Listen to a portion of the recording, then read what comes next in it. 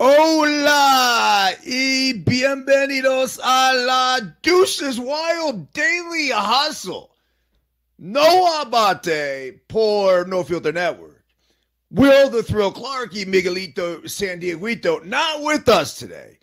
But, dead or alive, here or not here, obviously, we properly salute our boys. Yes, yes, yes, yes, yes, yes, yes! Woo! Remember this, folks. When we are juiceful, we are useful. And when we are juiceless, we are fucking useless. It's as simple as that. A very pleasant Monday morning to you. I take that back. It definitely is not the 27th day of October. It's the 30th of October. And so today, as we get towards the end of the month, is what I'm trying to say. Let's bust out the pocket didge. Yes, the oldest wind instrument in the world is a didgeridoo. Now, this is a pocket didge, just in case you guys like to travel.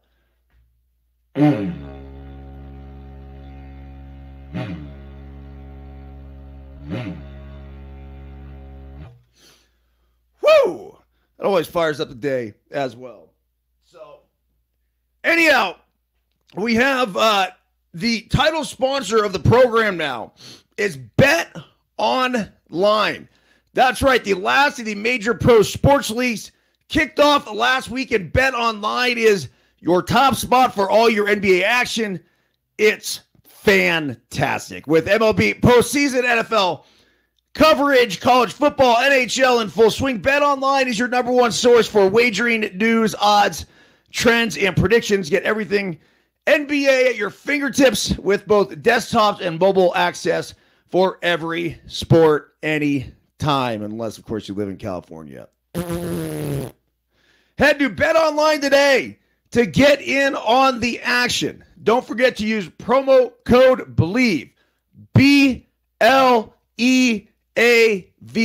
all capitals, to receive your 50% welcome bonus on your first deposit. Bet Online, where the game starts. So, I actually live, any way you slice and dice, like 15 minutes from the Nevada border. So, I could theoretically just get on that side of the state line and start firing away. So, today, October the 30th, the Daily Hustle, we're going to have an abbreviated program. I got to get down to the Bay Area, so we're going to go about a half hour here. Figured something is better than nothing. And yes, by the way, you can see the Oilers helmet in the background there. That is an autographed Earl Campbell gem. Let me bring it closer. Look at this beautiful bastard. If you grew up in the 80s, and this doesn't just bring you this warm nostalgia feeling, we can't fucking help you here at the Daily Hustle. We just can't. The Tennessee Titans wearing this uniform yesterday was simply the most glorious thing that I've seen all year. And it's not even close. The only question becomes, do they deserve to wear the Oilers unis? Or should that be for the city of Houston? The Texans should be the ones wearing this. I get it.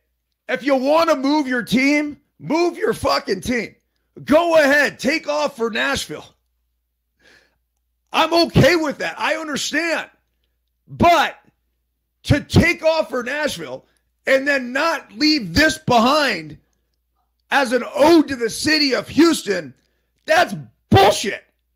I can't believe it. So, yes, super stoked on the fact that the Titans were honoring the Oilers. But I also think it was one of the most fucked up things we've seen all year, because it's the Houston Texans that should be wearing these. This represents a city. This wasn't about that ownership group that packed up their team and left town. No, this is about the people of Houston. That's it. So, man, look at that. Earl Campbell. I mean, this is about the former players. Everything Houston. Why can you not at least, I don't know if it's license it back to them, whatever it takes, but they ought to rid of the Texans. Obviously, that hasn't worked. Go back to the Oilers for the sake of the league. You talk about like leaving places better than you found it. It's our goal in life. If nothing else, a contribution to the world by the Tennessee Titans ownership group would be giving the Oilers back to Texas, back to Houston. Now, if you don't, okay, if you're that attached to the Oilers, I'm okay with that. But you literally have got to change your name back to the fucking Oilers. You got to go back to it. You have to. It doesn't make any sense at all to me how and why you would just abandon this. As a matter of fact, I'll take this a step further because I've been obsessed with the Oilers for years. I just love their unis. That was it. Did I grow up an Oilers fan? Nope, not at all. Liked Warren Moon. Fun watching him, a little running gun offense. That was cool. I just appreciate glorious unis. And how can't you? So, with all of that said, I'm looking at this now going forward. Well, they did this 100% as the Seahawks did, and I think there's a few other teams that went retro yesterday. They're doing this so they can sell merch. So finally, they're going to have the Oilers merch back in stock, which I don't know if it's just the teams that benefit or it's the teams along with the league in general. I know the players get a piece of that. So it's a good thing because you knew you were going to sell a shit ton of merch. But at the same time, how can you not watch that game yesterday and think to yourself, either two things. Number one, Titans. If you want to go that route, go that route. Totally cool. But bring it back and bring it back for good. And taking it a step further, I still believe this team right here, they belong in fucking Houston. Period. End of story. End of debate. End of conversation. NFL, make it happen. It's not that hard. On that note, and there's so many things to get going with today. I mean, there really are. But make no mistake about it. It was the Tennessee Titans / Houston Oilers yesterday. I'm going to put this back for a second. You know what? I might. Hold on a second. I said I just put this on. Oh, I could do the whole show like this. I really could. Oh, at least just do this segment like it. So, Will Levis. I don't know if you guys saw him yesterday, but he was lights out for the Houston Oilers or Tennessee Oilers or whatever you want to call them. So I read a little bit about his story. And basically, this dude was supposed to be drafted in the first round. He went to the draft, and then he got completely hung out to dry. He was there with his crazy hot sister and girlfriend. And it was this awkward moment of the draft, and there always is one, right, where you see the guy and he just never gets picked. So yesterday, he gets his first start, and he throws 4 touchdown passes. He's like the third rookie in the history of the NFL to actually do it.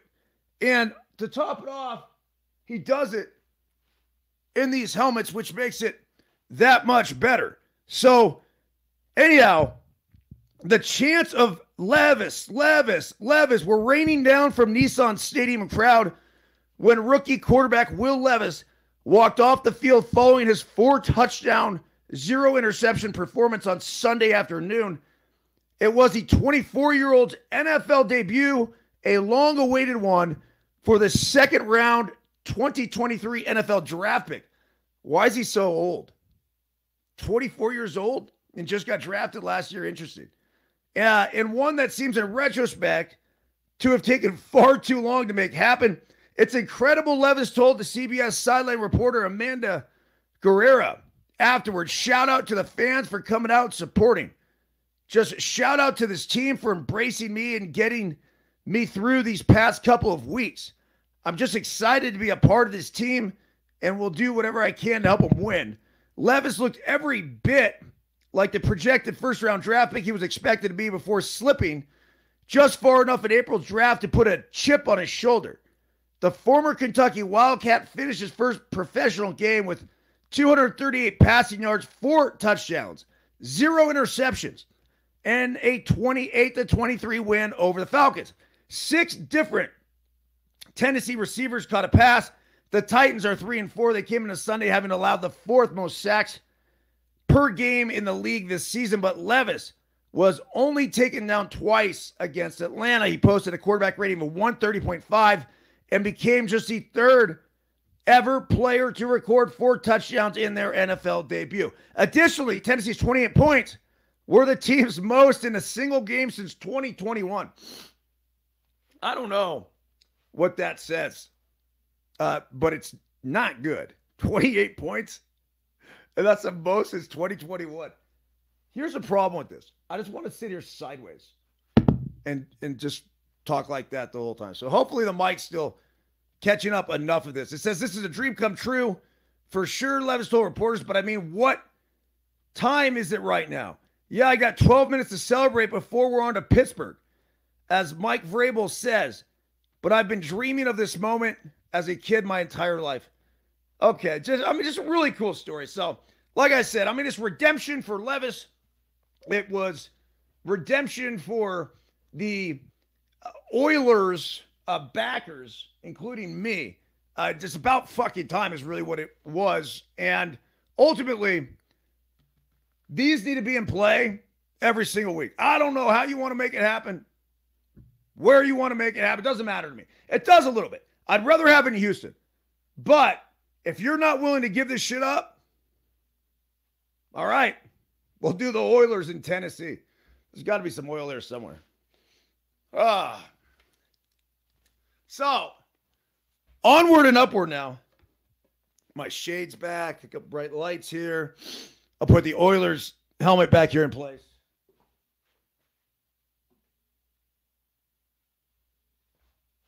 It is so beautiful. I have my Joe Montana signed helmet right over there, but I'm a little down on the Niners right now. They're having a rough run of it. They're losing their 3rd consecutive game yesterday. The question that becomes with that is this really a problem with Brock Purdy? Is this an issue? I don't know. It may be. I'm not as reactionary as Henry Markin is, our social media director at No Filter Network, that was calling for Sam Darnold after 2 bad starts for Brock Purdy, especially when he had concussion symptoms at least, so you didn't know what was going on there. But the issue with Brock, obviously, were the interceptions yesterday. If you look at the overall numbers, they weren't bad. From a fantasy perspective, and you will not believe this. So I started Lamar Jackson yesterday, and I have Brock Purdy and Lamar, and I've talked about this on the Daily Hustle before. And so I've been flip-flopping them, trying to think, where I'm going to get the best matchup and who could possibly get the best points. And also, I do something that's pretty stupid. But if I'm going to sit down and be able to watch an entire game like I was going to be with the Niners last week, then what do? I start Brock Purdy instead of Lamar Jackson. So Lamar goes off for 45 points last week. Brock gets shit. So then this week, I sit Brock, of course, and I go back to Lamar. Well, even as terrible as Brock Purdy played, he still had 23 points, and Lamar Jackson came up with 15. Oh, golly. No, you get that manager score? Something where it's who you leave on your bench. I'm pretty sure this is how they figure it out, and who you start. And so if you're making the right decisions, the guys on your bench obviously are the ones with the least amount of points, and the guys that you start are the ones that are going off. I've got to be one of the worst in America right now. I mean, it is so, I have a bunch of B-rate receivers, and I don't know who to start. And it's just like flipping coins every week.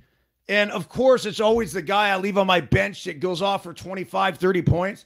And then the guy that I put in there gets 3. It's been that kind of fantasy year for me. So anyhow, it says the 49ers have Brock Purdy problems. Jeez. I mean, that's pretty harsh. Bryce Young finally wins and the Broncos end the streak. I didn't realize this. They've lost 16 straight to Kansas City. And Giuseppe Pepe Manueli was bullish on Kansas City. I didn't love him at all. I mean, it was a game. I was supposed to be playing in the snow. And it just reeked. I didn't like it at all. Kansas City had been playing well, but it obviously didn't work out well for him. So it says, file these things under things we didn't expect to see this season. The 49ers have a 3-game losing streak, and the Chiefs no longer have a winning streak against the Broncos. More upsets occurred in week 8 of the NFL season, such as Kansas City losing to Denver for the first time in 8 years. But the Bengals' road win versus the 49ers shouldn't qualify as one of them. Yes, technically the Bengals were 4-point underdogs, but they are never truly underdogs with a healthy Joe Burrow. We learned plenty about the Bengals and the 49ers during the Week 8 clash. We're also starting to find out more about Brock Purdy in his second NFL season. Here's what we learned about the 49ers, Vikings, Panthers, Jets, Broncos in Week 8 of the season. It says the 49ers have a QB problem after losing third consecutive game. Focus should be on how the Bengals recorded a signature victory on the road against one of the best teams in the league. The Bengals 4-3 are back to being Super Bowl contenders as they brushed off a 1-3 start to the season.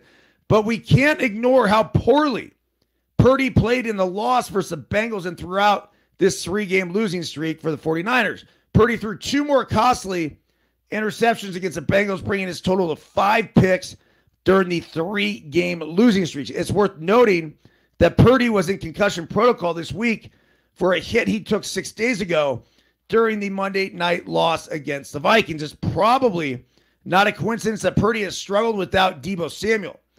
I mean, that's a big one right there. Who injured his shoulder in the Week 6 loss to the Browns. Purdy probably will bounce back when Samuel returns to the field, but it's concerning that Purdy has struggled this much without a complete offense. The 49ers traded Trey Lance in the summer because they were confident Purdy was the right QB choice to guide them to the Super Bowl. Now, they might have doubts with how many misfires and turnovers Purdy has had as of late. San Francisco will need to make plenty of adjustments as the team heads into a bye week, particularly some that should address how poorly the defense has been during the skid. As for the Bengals, they received terrific performance from Burrow, who completed 28 of 32 passes. Damn.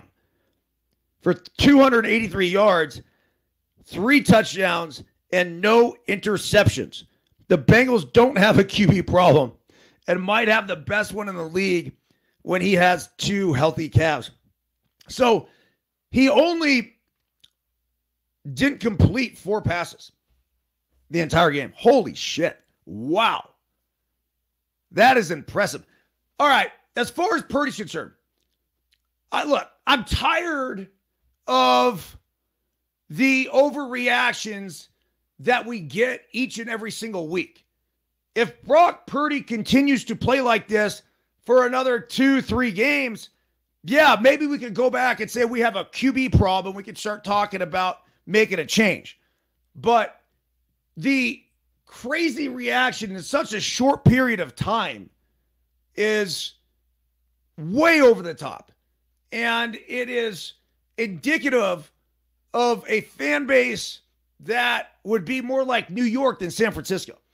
We have to have patience with this dude. Remember, just a few weeks ago, we're reading an article, weeks ago, not months ago, about how Brock Purdy is an AI quarterback, meaning that this dude is the perfect quarterback. So we don't know also what happened with the concussion thing. If you remember, if he did have a concussion And he's just trying to play it off like most football players. Hey, I'm fine, no headaches, no nothing, like this and that, whatever. If that is the case, it will 100% affect his performance. So for all the times that these guys get hit, and it might not even be a hit that we noticed or even talked about, but it can affect performance, and it will affect performance. Ask Anthony Rizzo, who got kneed in the head by, I want to say it was like Machado or something. I don't know. I always kind of default there. But he got kneed in the head. And from that, all of a sudden, you saw his performance go. When your brain is not firing on all cylinders, it's a major issue. And especially in baseball, when your brain's got to talk to your muscles in such a short period of time, if that puts you off at all, you're fucked. Well, playing quarterback is kind of like playing baseball, where if this isn't perfectly working and you're making split-second decisions where it's I'm going here or I'm going here, or even I'm going here, but if I go here too late, I'm in trouble. Well, I do not think it is a coincidence at all that Brock Purdy went into concussion protocol and obviously has now been struggling. Get off of him, though. Give him some time. Let him get back in his groove. He's going to be fine. All right. A little bit of time left here. I'll go like maybe 10, 15 more minutes. We got to get into the World Series. It is wild. That game one was one of the most electric games that I've ever watched. Never before. I don't want to say never before, at least not in a long time, have I, say, watched a game and then hopped in my car and I had to drive an hour and a half. I listened or watched every single pitch from start to finish. And it was everything and more than I could have ever hoped for. It was 100% a double middle finger to everybody who did not want to see the Rangers or the Diamondbacks in the World Series. I told you guys this last week. This World Series is going to be the best ones we've seen in a very long time. And if you want to take the first two games and use those as any sort of judgment on this series so far, it's lived up to the billing.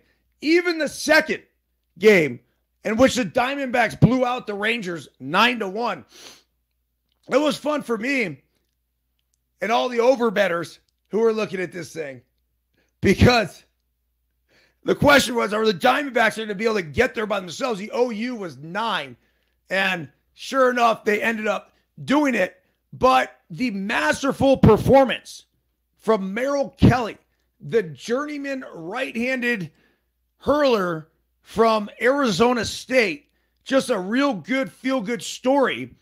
And to see him do what he did, and then to watch the Diamondbacks just dismantle the Texas Rangers by old school baseball, bunting, stealing bags, hitting runs, playing defense. This is what baseball should look like. This isn't supposed to look like a slow pitch softball game. Even me, as much as I hate bunting, hey, I appreciate it. And the only reason why I hate it is I don't like giving up outs. As far as bunting in general for base hits, all day. So that's the only thing I would change, is I'd turn some of those sacrifices more into drags to see if we can not have to give up an out right there. But Torey Lovullo and the Diamondbacks look fucking awesome. They should have won that first game, but it was Corey Seager. And this is one of the more inspirational stories just for humankind, as this is a life optimization podcast here. The Rangers faced Christian Javier in Game 7 of the American League Championship Series. Because of that, because how good Christian Javier had been, I didn't like him. So Javier has a four-seam riding fastball through the zone, and he pitches to the top of it, making it very difficult for hitters to get on top of. So what did the Rangers do? They grabbed these foam balls and they put them in a machine and they literally rise. And it's a drill that I've done with the LTP kids to figure out a way to get on top of the ball. So when they talked about Paul Sewald, the closer of the Arizona Diamondbacks, they actually referred to him as Christian Javier. Oh, it's just Christian Javier. It's just Christian Javier. Well, the boys worked on it with the foam balls.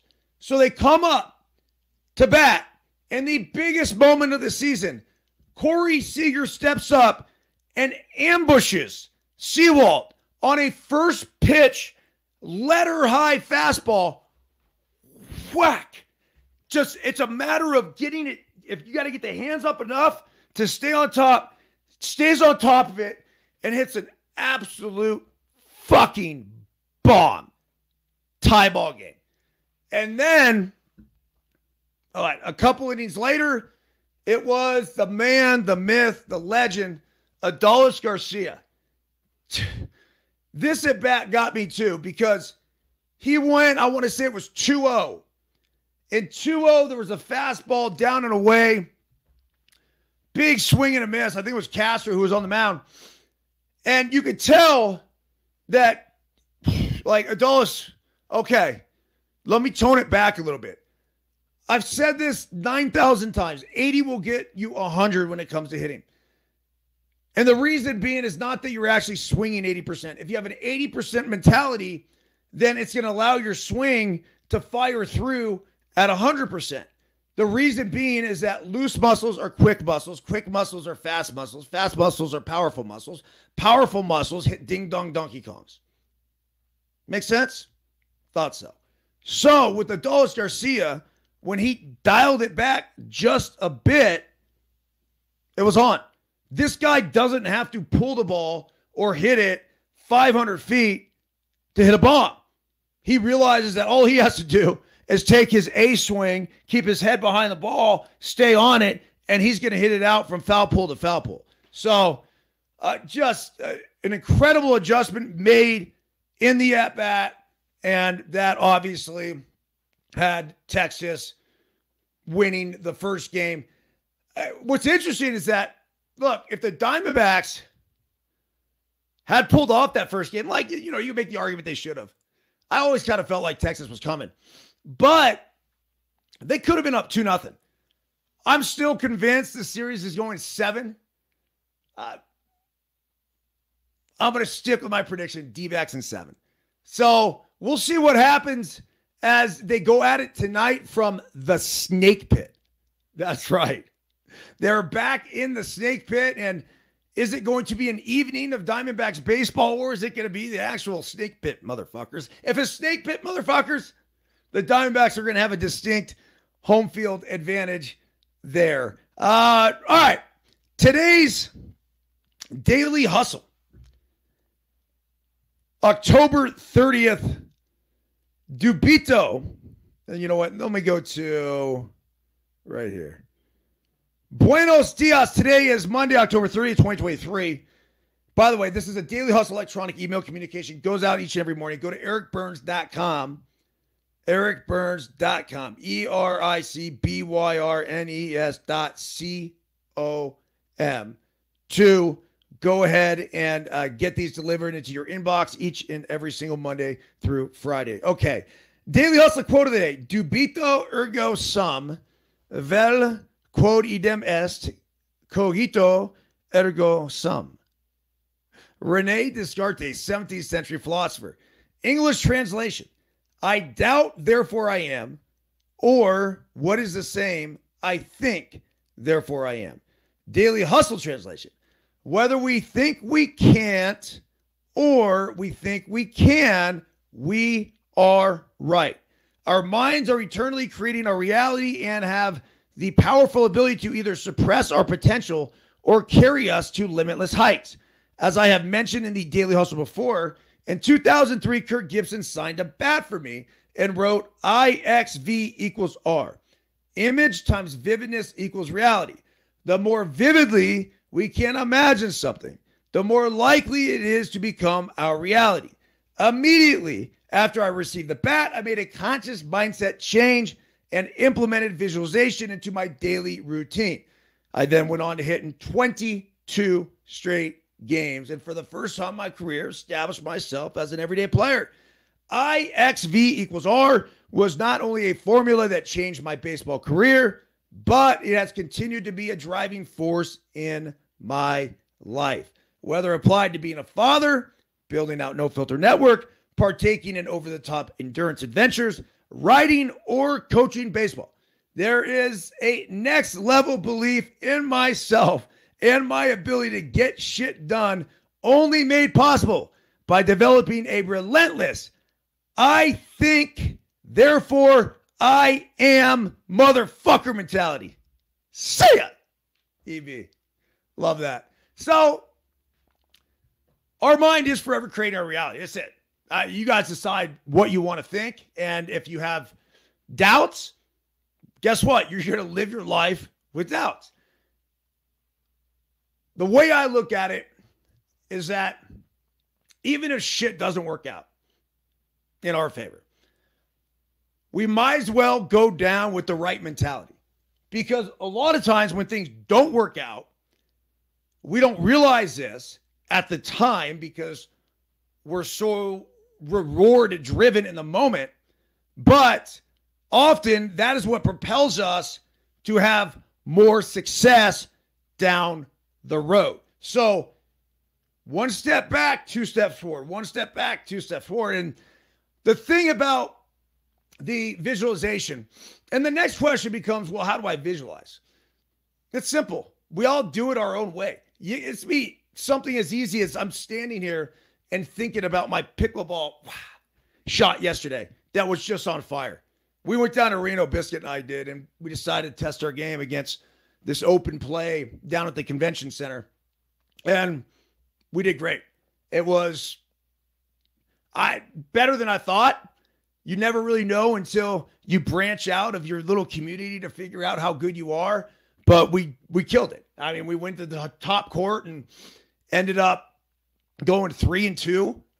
Won our first two games, and then we lost to a couple 4-8s that were legit mixed doubles couple, but it was like 11-9 and 11-8 were our only two losses.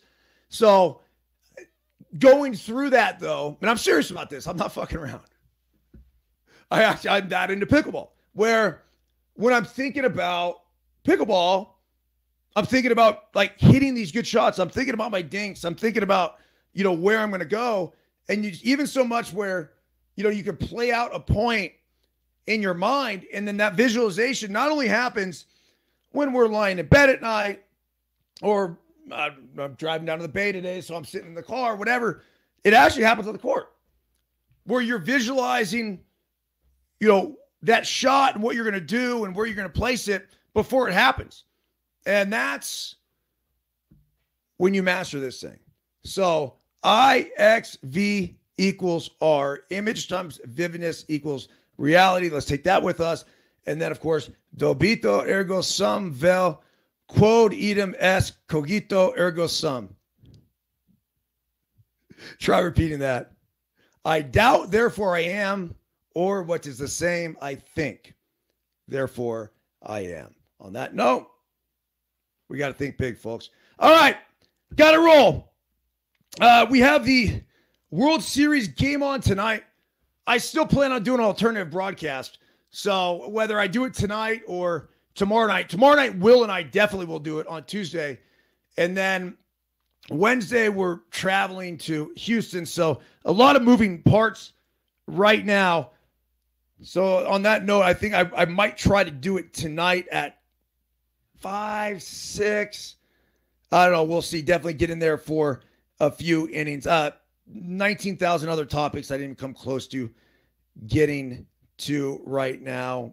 But fantastic weekend of sports, and looking forward to breaking the World Series down with Will tomorrow. Deuces Wild that has already been scheduled. We're going at 5 o'clock on Tuesday. And then pay attention for the 5 o'clock, 6 o'clock potential alternative broadcast tonight.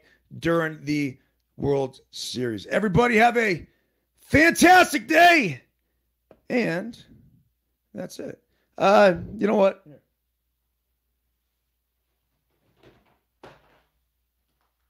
It's been a minute, so we'll leave you with a little As a Man Thinketh. Right off the top here. Thought and purpose. Until thought is linked with purpose, there is no intelligent accomplishment. Sit on that one today.